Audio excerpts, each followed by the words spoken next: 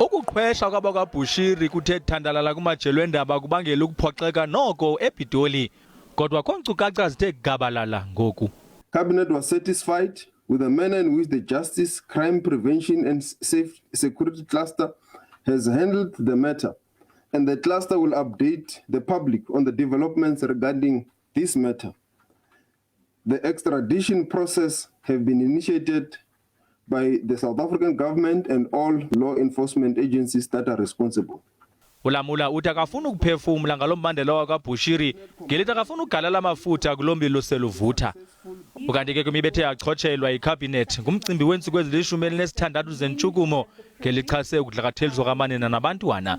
Umongameli Cyril Ramaphosa uza kuyiphehlelela ngokusesikweni lenkqubo kumasipala wesithili Sarah Baartman kwiphondo iMpuma Koloni ngomhla we-25 kaNovemba. Kwinsuku ezinhlanu ke kwezo zili-16 kuza kukhahlelwa kwabathe bakhothama ngenxa ye-COVID-19. All national flags will fly at half-mast during the 5 days of mourning, starting from the Wednesday 25th November to Sunday 29th November 2020. In a united move to honor and remember all those who have succumbed to COVID-19.